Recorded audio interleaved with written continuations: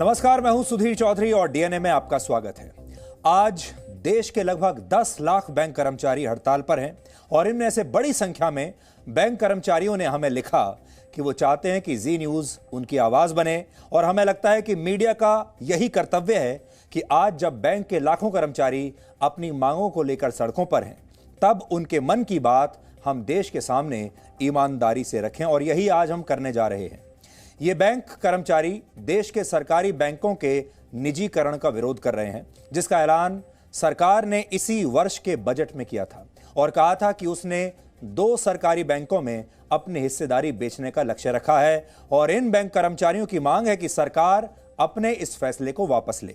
ऐसे में उनकी ये मांगें कहां तक जायज हैं, वो ऐसा क्यों करना चाहते हैं और इस खबर का दूसरा पहलू क्या है, आज हम इसका संपूर्ण विश्लेषण करेंगे। सरकार की मंशा क्या है और बैंक कर्मचारियों को यह बात मंजूर क्यों नहीं है।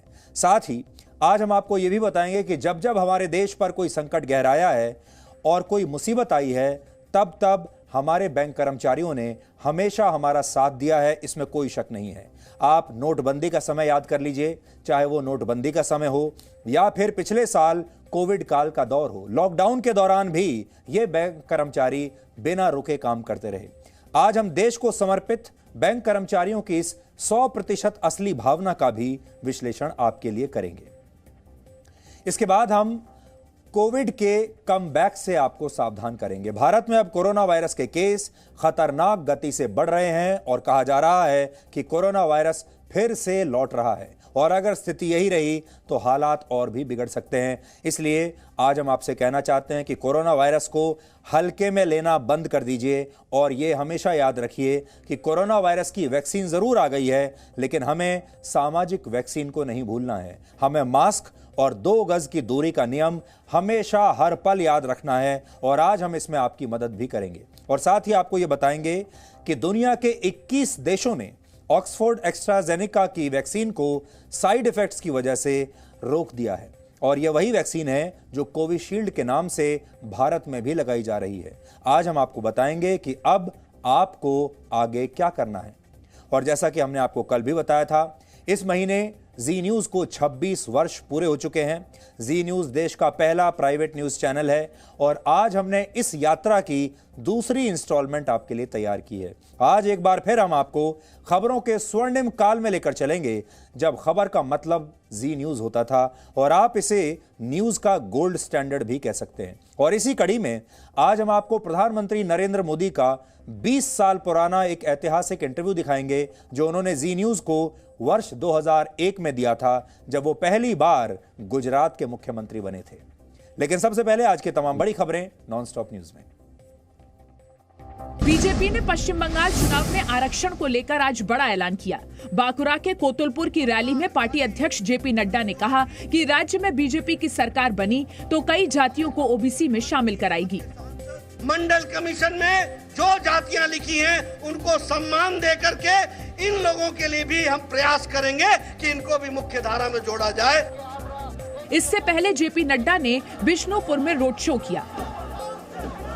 ममता जी ने कहा था ये एनकाउंटर फेक है, फेक, और अगर ये सच्चा होगा तो मैं राजनीति छोड़ दूंगी। ममता जी, अब आप राजनीति से कब संन्यास लेंगी? ममता बनर्जी भी आज बांकुरा में प्रचार पर थी। ममता ने अपने पैर की चोट को हत्या की साजिश बताया और कहा कि इसका नतीजा बीजेपी को वोटिंग के दिन दिखेगा। তাই মানুষ তোমার সাথে আজকে নেই, তাই তোমাকে কি আমায় খুন করতে হবে? আমায় খুন করলে ভাবছো তুমি জিতে যাবে? আরো গোল্লা পাবে। মনে রাখবে খেলা হবে, বিজেপি খেলা হবে।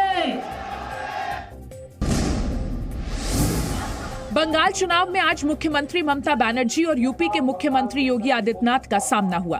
बांकुरा में ममता बनर्जी ने चंडी पाठ किया।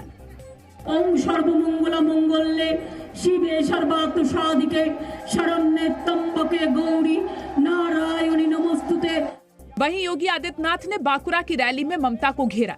योगी ने कहा कि जय श्री राम का विरोध करने वाली ममता का चंडी पाठ करना बीजेपी की ही जीत है।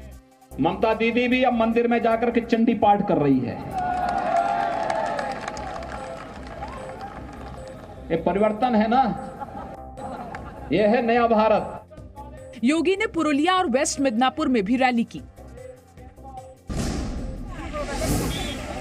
पश्चिम बंगाल के पुरुलिया में बीजेपी की बाबा साहेब भीमराव अंबेडकर सम्मान यात्रा शुरू होने से पहले ही इस पर हमला हुआ। उपद्रवियों ने बीजेपी के चुनावी रथ में तोड़फोड़ की, जिसमें बस का ड्राइवर घायल हो गया। हमले के बावजूद बीजेपी अध्यक्ष जेपी नड्डा ने झंडा दिखाकर सम्मान यात्रा की शुरुआत की।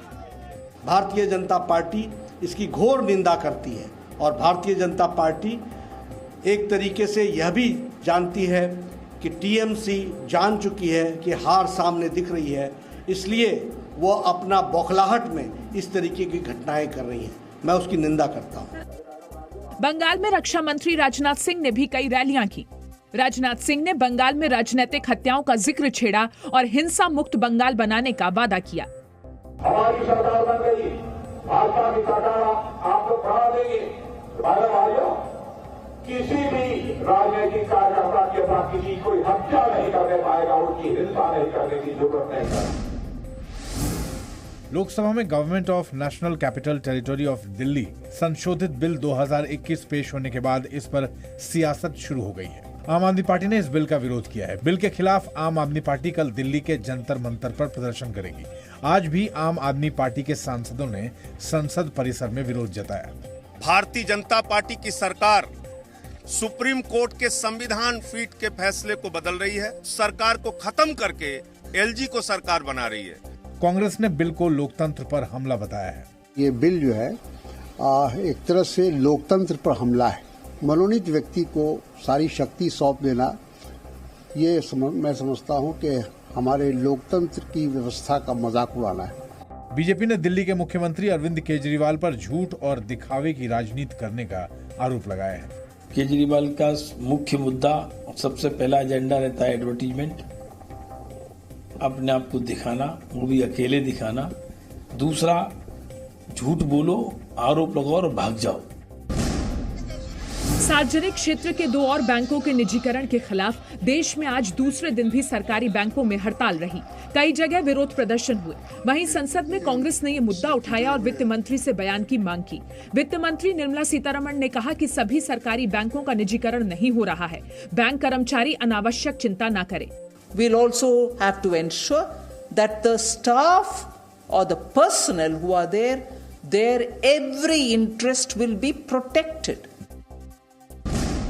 केंद्र सरकार ने इंफ्रास्ट्रक्चर सेक्टर की मदद के लिए एक नया राष्ट्रीय बैंक बनाने का फैसला किया है। प्रधानमंत्री नरेंद्र मोदी की अध्यक्षता में आज कैबिनेट ने इसके गठन को मंजूरी दे दी। इस बैंक को विकास वित्त संस्थान यानी डेवलपमेंट फाइनेंस इंस्टीट्यूशन का नाम दिया गया है। बड़े इंफ्रास्ट्रक्चर प्रोजेक्ट को फंड करने के लिए DFI का गठन किया गया है। नए बैंक की शुरुआत 20,000 करोड़ रुपए के फंड से होगी।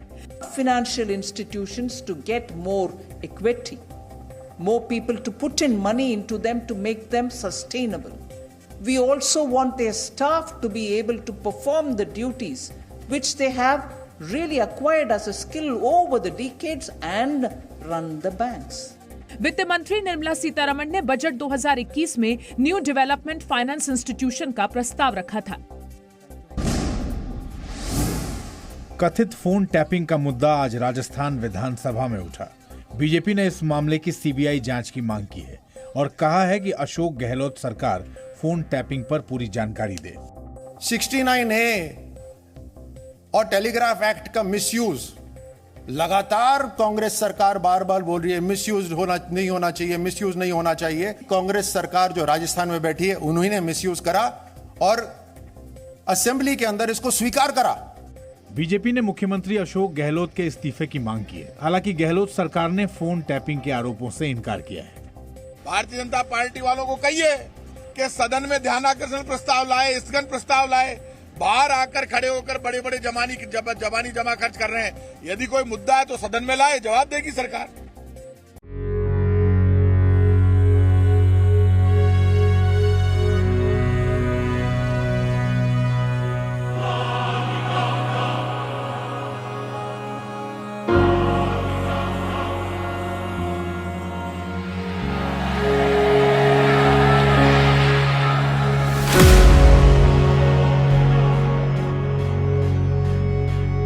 Good evening and welcome to Z News Bulletin.